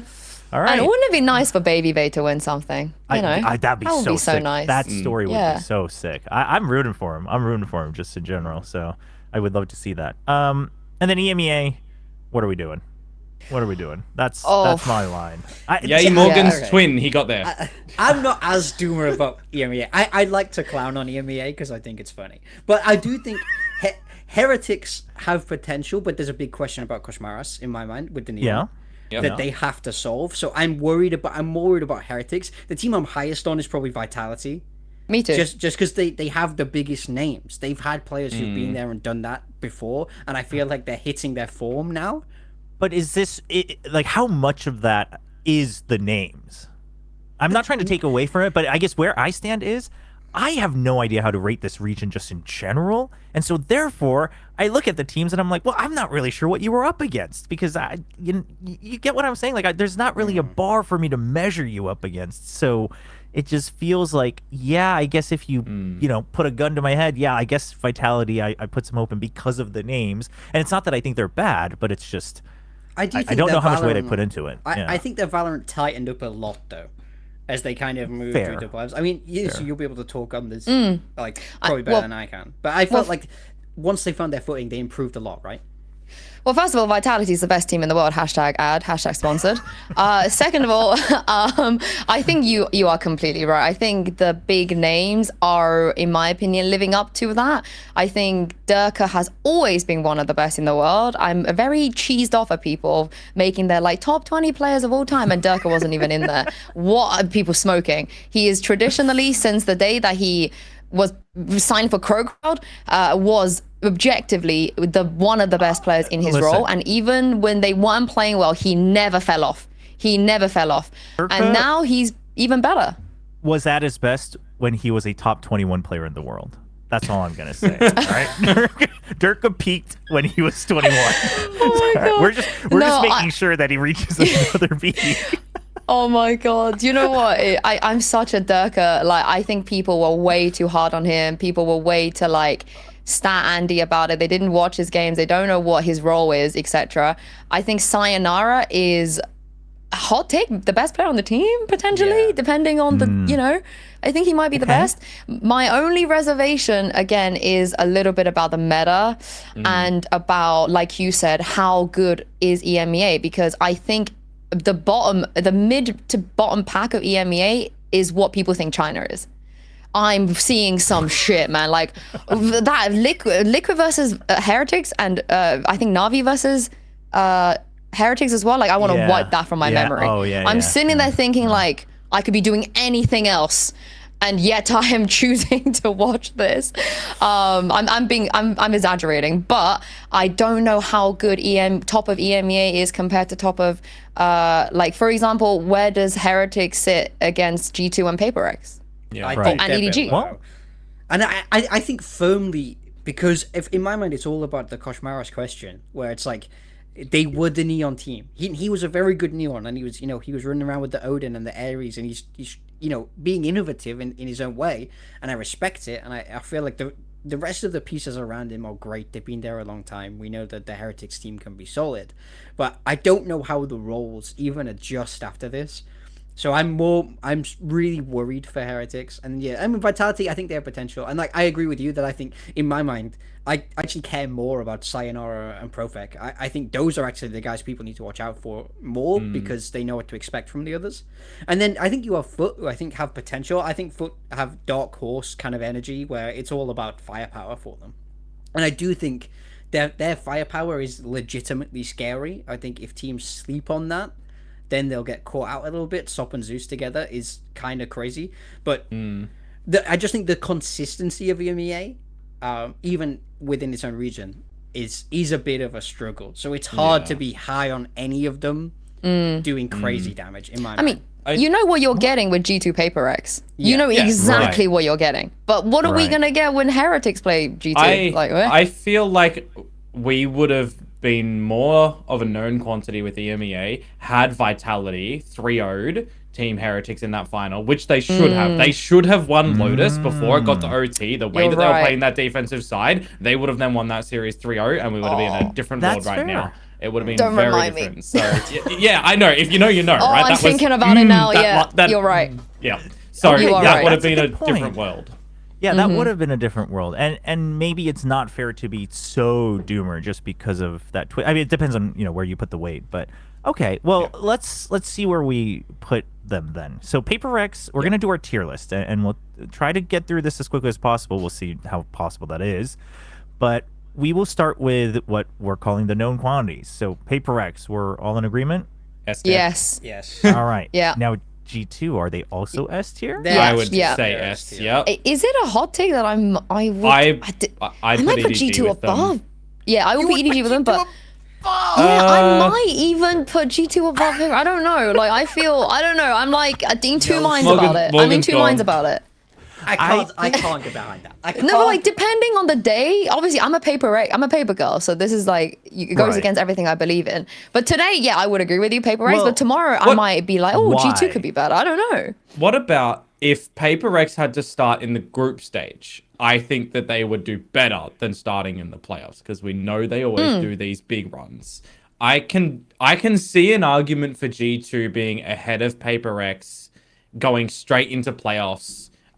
We get the top seeds get to pick their opponents as well, right? Right. Yeah. They should. Yeah. So there could be some intricacies on who they might play and who they want to face as well. I can see G2 potentially being slightly than Paper X, but I think my biggest argument against this is that the meta is so great for Paper X for It this is, tournament, and it's yeah. not great for G2 in this tournament. G2 are a great team with excellent players, but the rest of the Valorant landscape hasn't landed for them in the same way it's landed for Paper X for this tournament. It's funny. Okay, you've because- convinced me. Yeah, Yeah. it's funny because I actually thought I hadn't realized that the initiator patches hadn't come through yet, and I would actually imagine that the initiator patch would even 13. help Paper X more, in my opinion, because it would make them more unique compared to everyone else, and go Yeah. back to the older days. But in either case, Well- I agree. Like map pool, the current agent landscape, heavy opping, all of that, it favors Paper X quite a bit. And is so it confirmed that patch 13 comes in for Masters? So that's You mean- June 6th, right? So all of the big changes aren't in yet, right? It's Yeah, the neon patch. the neon patch Yeah. is the Oh, last so it's not balance the patch. next It's not the buff initiator. fun. No, no, it's the yeah, neon yeah, patch. Yeah. The initiator But one again- won't be I was ready. gonna say, yeah. like, hang on. I there's also something? think like if G2 play Paper X 10 times, it might be like 6-4. That's how I Yeah. feel. That's fair. Yeah. That's fair. Yeah, It's like Yeah. I agree very, with that. I very, agree with that. very close. I also, you talked about how teams get to pick their opponents. I believe that the Americas teams have a proclivity of choosing their own region. Like they prefer to inter-region matchup because they know Yeah. what they like. G2 know exactly what NRG Yeah. and Lev are gonna do. Yeah, So if that's one of true. them makes through, I think G2 will probably pick them and have a nice time. Yeah, that's fair. Yeah, try to cruise through in the beginning, warm up a little bit, right? Against something you know. Yep. Okay, now, do you have anyone want to vouch for somebody? EDG. EDG and S tier, I agree. Yeah. S tier. EDG. yes. Yes. Yeah. Yes. No. I would put them in No. S tier. Wait. Yep. Okay. Me too. Listen, this is how I'm going to put my foot down. We can't have 3 out of 12 teams in S. Yes, we tier. can. You can. Yeah. Can I just say Nats put EDG S tier? Are you gonna say Nats is wrong? Nats is not at Masters London. I'm sorry. No as much way. as I- Nor That's any true. of us. It's true, but we just say this stuff Yeah, that's anyway. So No, we can't. By putting them in S tier, you see them as the same level of team as Paper X and G2. No, I'd put them at the end of S tier. Me too. So you I will don't- put them you- at the third you're place on the saying- S tier. They You're saying could be they're the very definitely top of A. worse. Right, but they're worse, but they're not like a gap below, is what you two are saying. No, they're worse, but they're better than all of the A tier teams. Yeah. Yeah. Who is the closest to let me start with this. Who's the closest to EDG below them in you two's mind? Yinsu and Komodo. Lev or Vitality give or me I say Lev. Lev. One or two. Vitality, yeah. Vitality or Lev will be Yeah. my, but I still think EDG is better. Okay. Yeah. I mean that I've just opened a can of worms for myself, so we'll get to that later. But EDG, listen, You we'll put can't them there have for now. me on this episode and not put No, I EDG know. first. Well, I was expecting A would be a good enough punch. That's the tax. Oh no, XLG are going on A. Yeah. Stop it. I was getting ready to compromise with EDG and A tier. You know, I made- thought, No, XLG I are thought I going was on being A. nice with EDG and A tier. I've made a Wow. grave mistake. All right. Well, okay. Let's talk about. Let's do XOG. Actually, XOG's up. Listen, Wow, we're gonna I've be already here for said a it. while. I have XOG last, but I I'm would- willing to yield that they are not the bottom, like worst team. So See, last is crazy. I'd put them at least like they can't be lower than a B in my mind. I'm not gonna win this. I would put them A, but I know I'm not gonna win this. So y'all, we can average it out. Yeah. In my mind, I was thinking C, and that's me being nice. We're all I- different. I think they're getting grouped. I think they're getting grouped. I don't think they're getting grouped. I think they beat NRG, like beat genuinely. NRG? Well, who do you, if you want to split it this way, who do you have as your 4 teams going through then? That's another thing, right? Yeah, I have Okay, but, Vitality, Lev, Global Esports, and XRG. I see. I have full sense over. That's the only difference. Full sense instead of XLG. First of all, I don't necessarily like. It's not 100% correlated, like who goes through, because that's obviously matchup dependent as well. Oh, yeah. So that's I think a little bit separate, but I haven't done it yet. But I don't think I would have XLG. Should we leave XRG for a bit? I think that fine, will, okay. yeah. Let's do Okay. some more of the obvious ones. DRGG. Obvious here. I mean, think I'll we tell can you put who's DLG obvious. I mean, I think this is pretty obvious. I think G is an A tier See, I've team. been- Why are we silent? Why are I've I been, agree. I've been I agree. pondering this. Okay. I've been really, really pondering this, and I was going up against like, of all the changes that are coming and all the teams who have been like changing and player histories and what they could potentially change and come out with in towards Masters. Knowing that GE, from what we've seen, a very strat prep heavy team that when it goes their way, it goes their way, adapting, and they're starting to get better midway through these series. I think that they are going to come up against a couple of teams here that if they get caught off guard, some crumbling will happen. So I would like to see them in A, but I almost feel like they'd be at the Wow. top of B from See, what I'm sort of theorizing. My take is different. Yes, they are prep heavy, but I don't think they win because of their prep. I think they win because they have good concepts. And I would actually wager that, to me, the reason I keep them at A is they've proven time and time again that every time they reach their floor again, they improve from that. They learn from that. So I think people who Right. looked at the final weekend and say, look, like, see, this is the G. I'm like, yeah, but did you see what happened the last time they did that, right? In like weeks 3 and Yeah. 4? Did you see what happened the last time in kickoff when that happened? Like, they take that to heart, and then they say, okay, we actually have to shore this up, right? Like, we can't let this happen again. Now, obviously, it's a long tournament. Like, will they lift the trophy? That remains to be seen because it's a very, very long road, but I would rank them quite highly. I think the notion that they're an anti-heavy team is a little bit false. Like, yes, they do have a lot of anti, but I don't think that's why they win. Yeah. No, I agree. I see where you're coming from. I'm happy with them in A. I think that my biggest issue with Global is that they can crumble. Is that there isn't a lot of they have Autumn and Pat who have experience, but outside of that, this is you have Ascensions, but it's a different beast on a master stage in my mind. So I do think it will feel different for them. And if they play to their ceiling, if they're able to show what we know they can, they'll be an A-tier team. But I do think there's a little of a crumble potential, but I don't want to speak that into the universe for them. To be Right. honest, I want to hope that they learn from Vietnam. Yeah, sure. Yeah. I'll yeah. leave 'em I A believe then. in Okay. I believe in Patman, and also I don't think they're top of A, but they are A. Yeah, I think Like I that's said, fair. well, I think yeah. that's fair. there are teams I will put ahead of them on A, but I think they're firmly A tier. I had your back, Hector. I had your back. I know he's gonna watch this. I had your back. Yeah, All right, right. we'll leave them there then. I would also put Vitality in A. yeah, me too. Yeah. I will put them above agree. global I personally. would put but- them I would above put them. Yeah. I would put them above Yeah. Global. You know what? I'll just yield because it looks like I'm outnumbered. I just rate EMEA so low. I think that's Wait, the where only thing that would holds you me where back. would you have put them? Either here or here. Oh, no. See, you lost your Holy privileges of shit. drag and drop because you're not there for the EMEA game. Oh, that's That's a But sting. I also but I would also not have 3 teams in S, and Right. everyone would get moved down, and I just wouldn't have anyone from EMEA and A. Is where I stand. wow.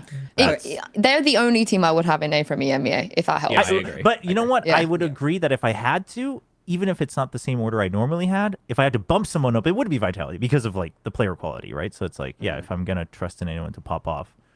But okay, all right. I think Vitality. Lev's got to go above a Vitality though. I agree with that. Yep. Yeah. Really. Yeah. 100%. I rate them. I think they're good. I would have put them. I think I'd still put them A tier, but I would have put them below Vitality. But before global? You. I don't know. I think from what we've been seeing from Neon lately and his consistency, you cannot underrate what he's been able to perform. Blows just comes out with these ridiculous scenarios time and time again when you consider him down and out for the picture. I think King's like barrier call ideas and everything as well have been really phenomenal. I think that we've only seen strengths from Leviathan right now. Again, I sort of question maybe what's going to happen with Spike with the Neon, because this is one of those teams that he is pure Neon. Could get some interesting depending on consistency, but I think holistically, Lev is A. Yeah. I also think some teams might struggle to deal with their playstyle, you know? I can think definitely that's see fair. EMEA teams struggle against this. Yeah. Definitely. Yeah, but so in that sense, I agree that EMEA would struggle. I think Pacific would eat their style alive.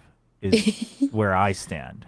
And that's not like because I think Pacific's just better. Yeah. I just think a team that does actually get so much power from pre-barrier calls, from these plays that they have in their playbook, like start to struggle when they're just constantly getting shoved in, right? Of like, oh, well, hold on. Like, Yeah. let's take a breather here. I And think full yes, I sensing. agree that, compared to GE, I would almost argue, I would agree that someone like Neon maybe just more consistent in terms of individual performance, that you can rely on him a lot more and things like that. But for me, Lev GE was a case of, it's really just either who you're rooting for or who you're more familiar with, right? But I would rate them very similar. Yeah, the only other argument I would give that I personally will put them above Vitality is the level of competition in Americas. We haven't really talked about the level of competition, and I think the way that Yeah. Lev have been dismantling some players and teams, I think if they weren't in EMEA, they would still be a top 2 team in EMEA, easily. That I can I'm get happy. behind. I'm happy with A tier. I think I'll concede on the placement of A tier. We can Yeah, I shuffle. think we could put them in the middle Yeah, then. right here, This is right a here good then. average. Good Yeah, it's a average, good okay. average. All right. Let's see. I mean, What we about can DRG? To go back to CN. D. Oh, I think DRG is one of the lower ones. I love DRG, but I don't think I can, in my good conscience, put them like A or S tier. I wouldn't put them D tier though. I wouldn't put them D. Would I would D put for them D. DRG? Would yeah, you put Nathan, any Nathan in, D and in that? DRG? It's all coming together. It's all coming. Change the tier to just Nathan D. So if you wouldn't put them in D tier, does Yeah. that mean that there's teams left that you'd put below them? No, No, I'm you just don't such feel a good putting someone in D yeah. tier. I'm I think that's so fair. I'm Okay. such a pussy with this. Like I wouldn't put any teams below B. Okay. Like Well, the- that's a little yeah, bit I don't think far. I don't think Yeah, none of the teams will be any of them will be below B No, personally. the way I always say it, and obviously, the people watching won't always listen to this or take this into account, but I always say that this is within the realm of already top 12 in the world. So like, Yeah. you're D tier among the best. So it's not that we actually think like, oh, they can't get a passing grade. It's just, hey, you're in a competition. But for fun, we'll just say, listen, this Nathan D means that they could be bottom tier. They could be top tier. It just depends on the read of the day. Yeah. You just He's don't- got you his don't own know. tier. Yeah. There you go. All right. Let's bring this down to one from each. So let's go with Heretics. And Bees, yeah. ends up, you think solid B? I Just think kind of solid the B. middle of the pack. I'm okay. Yeah. With Happy with that. I would I mean- probably even put them at the bottom of B. Any of the teams. Oh, maybe except Foot. I would could put above them. I No, mean, no, lies. how I much wouldn't put weight energy do we, or how much I guess bail do we give them for technically still being the first seed though, from EMEA? I think I'm very torn because I know I probably wouldn't put them A, but there is a world I would just because Benji is phenomenal right now and Vut is phenomenal. Even if Kosh isn't fully comfortable, I actually think they still play Neon. That's my hot take. I think Kosh will still play Neon, but even if he doesn't and they struggle with it, I cannot take away from them just how well Benji and Vut have been playing. Rians too. Oh my god, Rians is the reason they're here. Back. Yeah, Rians is definitely getting back. I mean, we'll see if he continues to perform. He's definitely back, right? So he's on that route. Yeah. I agree that they should be playing Neon in my mind. They should stick to that. Me too. Yeah. All right. I was gonna say I agree that I just hope that Benji keeps it up, because then I think it would really come together, right? Because he has definitely turned another page, and if he can keep that up in London, like, it'd be just really exciting to watch. My other thing is I don't know how people are going to deal with Kosh's Odin. That again, the Kosh's Odin and Rians are kind of the reason they're here. That they just turned this on during playoffs and they dismantled everybody. So I don't know. There is a what I could put them A actually, but I think top of B would be. I think top fine. of B is okay. Yeah, I think top of B is okay. All right. Well, now we're down to 4 teams, and we gotta. I mean, this is quite a top heavy list, which is fine. They're the best teams. Let's start with Full Sense. I would put them above Heretics. Above Heretics, okay.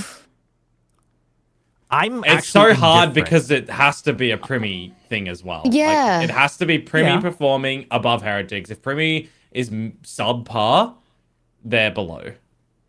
I agree. But that's the thing is, like, I always find Full Sense so tough. I feel like I've been saying this so many times now, but like, they're impossible to predict because there are days where they look like they are the best team in the world. If they're all managing to shoot and Cruz is calling a good game, it's like, oh my god, it's unbelievable. They're unstoppable. And then, we saw what happened to them in the grand final, and they got dismantled, and it didn't even look close. So I find it tough. I think B is fair if we like average out their game, but I actually think I find it hard to put them. I could see them. Heretics. I could see them below Heretics here. Like that feels okay.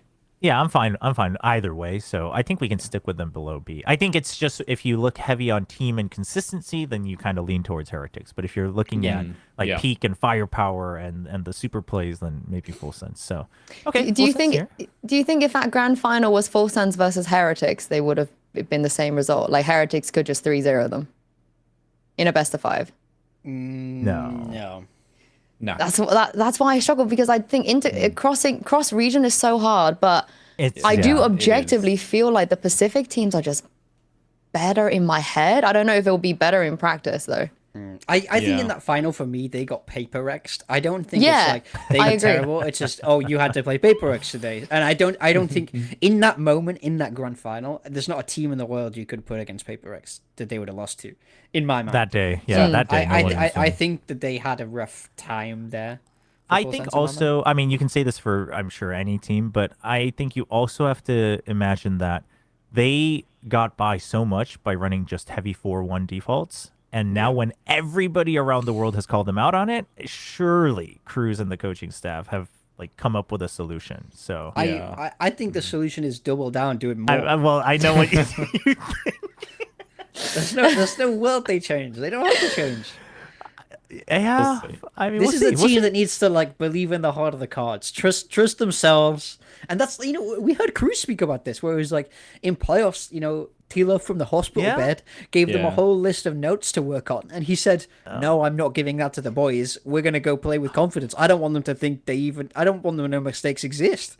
And that's how they got back and forth. Listen, you got 2.5 weeks, prep it, and then tell them that what you prepped is the best. You don't have to just be like, we're never changing forever until we're 80 years old. Like you could change a little bit.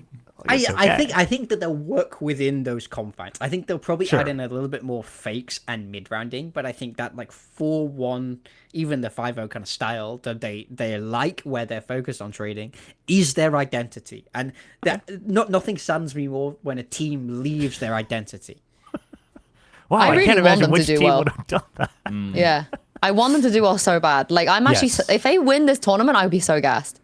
Oh, that'd Like, be I really sick. want them to do Oh, well. Yeah. Yeah. They would be one of those teams where it's like I think a lot of people would still be happy, like if they won, even if you weren't cheering for them. So Yeah. we'll see. We'll see. Overall, though, I mean, still, look, I mean, I think B would be fine. They're still a young team as well, so not all We of got them are obviously two new, but EMEA teams above the other two Pacific teams. Does that not look weird to you?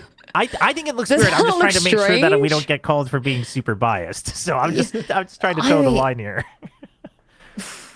I mean, look, Yeah. it's a It's small hard, but- fix. It's a small fix. Yeah. All right. That feels better to me. Yeah, I'm okay with that. What Cool. about Foot then? Their opponents? Because I think that game is gonna go. That's gonna be the most insane game of Valorant that's ever been played in my mind. Of Oh, Foot you mean versus these Full two? Sense. Yeah. It will be wild. It will be wild. I just wonder if Sop can keep up his Sopness globally, because my God, he's such a wonderful player in every facet. Like, he's great personality. He's literally, I wish I was like that when I was 18. My God, he's just lives in his own world, and he's so confident in it. And I don't know, do the Full Sense boys like ever run into people just like trash talking them the whole game and, you know, spraying their bodies, teabagging them constantly, because they're about to face that. Not to the level Foot do. I think Foot have probably the best BM I've ever seen. Yeah. Like, it's truly their forte. Like, I think it was Crostali. He did the, like, stand-up point and laugh. And I was like, oh my God. I was like, he's redefining the meta Yeah. and what it means to BM. I mean, I think my hot take is that Foot can beat Full Sense. But I think that's because the blueprint of how you beat Full Sense is you have to shoot harder than them. If we average Sure. it out across the tournament for a tier list, I think you have to put them C. I'm sorry, Tyler. I mean, That's I would love to be nicer, Damn. but I kind of they're agree. inexperienced also, right? Outside of like Yeta J, this isn't a team that has been there, done that. And Soshi's like first tournament at the grand age of 30. Shout out to Sociable. I think I agree with you. I really am not sure how it's gonna go for them. Do they rely on Sop too much? I don't know, because Sop has had some, mid performances. They've still managed to win some big games. But what I'm worried about the most is that their EWC qualifier was yesterday. Now London starts in 5 days, and the EWC Right. qualifier was on the old patch. Their first game is in 6 days, I believe. So they have 6 days to prep. Do they have enough time? Prep for Full Sense. Yeah. Yeah. Okay. I think for me, I think that as an issue isn't too huge for them, just because they're not a massive set piece based team. They're a team that is like I think they're very similar to Full Sense in their style, where it's a lot of this 4-1, it's a lot of confidence plays, and it's a lot about like their style translates across comps pretty easily. Like, I think if you're like a G2, to relearn the meta takes a while because they really get into the nitty gritty of it, right? But it's all about contacting, taking risks to kind of dominate that space with your body. Where I think the change, where really, I mean, we don't know what the change is, but I would guess that they would just go Neon for Jet. Sop's Jet is very good. And then, I mean, I'm not sure what Zeus plays and all of that, but either way, it will for sure be double duelist, where they can tweak around that, and how they physically play in the server won't be super different. I mean, I think I'd love to break them higher though. I really would, but I find it hard to. Yeah. I also think their double duelists might not be as good as some of the other double duelists. Like Durka Sayonara is just ridiculous as a duo, or Right. like all of our S tier teams. Foot's double duelist, sometimes I don't feel super convinced by them. Yeah, I mean, Zeus has gone Yeah. missing in a Yeah. few games. Yeah. I mean, I'm okay with this. I guess here's how I would put it, and it almost kind of harkens back to the old Foot roster as well. Is that I wouldn't be surprised if they made it through Swiss stage, but that wouldn't necessarily change where I place them on a tier list, right? Like they can, they have the ability, individual and some of the like team play ability to get there, but in terms of overall style, consistency, all that, I don't know if the ceiling is there for them to be able to reach higher. Yeah, Okay. I think that's fair. Also, have they got their visas? Do you know? I don't know if you know. I would I would hope assume so. Okay, 'cause I've not heard that they haven't. Okay, that's good. Okay, yeah, Didn't that's one good. of the Riot people, it might have been even Jake Shin or something like that, or whoever it was, or Leo, didn't someone tweet that like everyone's got him? Or like Oh. hinted Oh, at it or maybe. something? Or was that not for this? Was that for something else? I think no That might be idea, the honestly. first time in a I long saw time. something like that. It might have Yeah. been for a different event. I might be waffling, but Hopefully, Okay. hopefully they Hopefully. don't have any of those That would issues be because it's for sick, like yeah.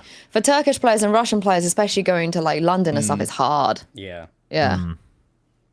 Okay. Well, hopefully they have it. Now we're down to 2. Let's do NRG first. We'll save XOG for last. NRG. A? Any Ayers? I'm weird with this one because I feel like they're top of B, like above full sense. Yeah?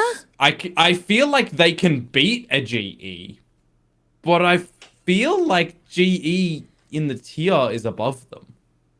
So it's a matchup thing, land okay. on B. I mean, I think for me, I think this is a very good team. We know how good they can be as an individual, but like, I don't know if this is the tournament for them, for it to all come together. I think, you know, like, when they won champs, it was an amazing tournament. I also think things fell really well for them, and I think like Brook's Odin was absolutely insane. It was so dominant that then they shifted the whole game round. They changed a bunch of maps and they bring all these nerfs in. I just think this I'm getting isn't re-traumatized. Sorry, carry on. this isn't like the perfect tournament for them in my mind. They're still an incredible team. Kiko will have the home field advantage, which I'd love to see him, do well because of that. But I think when I look at those teams in A tier, I just have a little bit more confidence in their style to be able to make it work. I could hear an argument for A. If Kiko plays, if we get a playoffs NRG Kiko, because I know regular season he was a bit more inconsistent. If we get that version of Kiko, I think we'll be fine. And also, he's not the player that go to global events and shit the bed. Yeah. Like, he's been to a lot of global events at this point. He's actually reached the status of a veteran, I think, on these stages. And he normally remains one of the more impressive players on his team, at least on Liquid. Yeah, I think. So Kiko for sure, I would rate highly. Yeah, and I'm a bit of an NRG glazer in general, but I just don't know if they're. And maybe this goes along with what BigTime said. If they are at a point where they figured out how to best utilize the Kiko version of NRG, if that makes sense. Yeah. Like where Kiko can shine and the rest can also shine at the same time, right? It feels like it's still like they're on the right track now compared to obviously earlier in the year for sure. But I don't know. Like for me, I'd be okay with like this. That's what I Top was of gonna B. put them.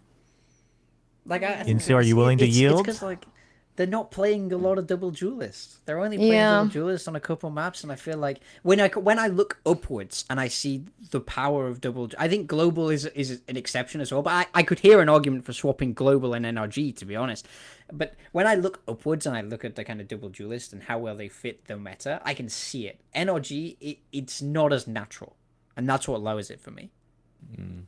I feel you. I think for me, it's just I just don't think they will perform worse globally as they do domestically, if that makes sense. Yeah. Because even that's domestically fair. before champs, they were not good. Let's be so for real. Like nobody Yeah. went into champs and thought, oh my God, NRG are going to do well. And there is no way they do worse with the Kiko than with Som. Come on, man. No, I'm kidding. I'm kidding. Yeah, and I don't mind bottom of A or top of B. I think the reason that I'm more leaning towards bottom of A is I think experience-wise, like Yeah, I think they are. You know what? Yeah. They diff so many other rosters with their resilience and experience. That's fair. They are very And- resilient. Yeah, this is really funny because I actually don't have them making out of source in my pickups. Yeah, but again, that can be like a matchup yeah. thing or a vibe thing, right? But as a team, you rate them highly. I can get behind that. I Yeah. want energy to do well. I want them to get back in form. So I'm okay with this. All right, lay it on me. okay. Now You're the gonna problem hate, you're child. gonna hate me. Bottom of C. They're worse than. Oh, I would have put them next to NRG. I'm not gonna lie. Come on. Yeah, No, yeah, I would have put them next to NRG or above full sense. Yeah. Above full sense? Mm-hmm. Above full sense. Yeah, this is where I will put XLG. Because this is the thing, like I said, the only thing they need to do, they have one task. For a lot of these teams, like you guys said, they're like the meta or whatever else. The only thing they need to do is just play one game where they usually play in China. That's it. If they could just do that one time, I think they'll be fine. They'll unlock something. They'll get over this hurdle. They'll actually push through this mental block, and then I think they'll be fine. But if that game doesn't come, then they could be fucking F tier, honestly. But if that game comes, oh, they could really do damage. But like, I mean, has that game ever come for them? The records are made to be Internationally. broken. Yeah. It also shows a pretty clear pattern in my Yeah. mind of they go to these events and they That's get what I'm banged out. saying. At some point, it's got to change. At some point. Well, big time. If they do have that game, where do you put them? Like, let's say they do unlock it, big time. How high how do they go? How high do they go? I could put them no higher than B tier when I look at who we Okay. have above there. I don't think their ceiling is as high as the ceiling is for Full Sense. Even if they're let's say if they unlock their form, let's say everyone unlocks their form, right? Oh, then they're winning the tournament. No, Bro, you think Happy... Hey, he's got a kid. Daddy always bringing it home for his kid. Yeah. I think every team in B tier and above at potential would be a potential XLG. See, I can see an argument for them being exactly where you're hovering right now, Will. I can see them being top of B. I can see them being bottom of B. That's where I'm at. I think Listen, if they play against Foot, who are in C tier, Foot would cook them. Oh, I disagree. I disagree with that. I disagree. Yeah. I have no thoughts about Foot, to be honest. But when it comes to XLG, what I do disagree with is I think their ceiling is higher than Full Sense because I think they have a better understanding of the game as a team. I think Cruz has a better understanding in general, but I think as a team they play better Valorant when they play it. You know, the question is, I think better Valorant see them is a there. myth. It's a myth. It doesn't exist.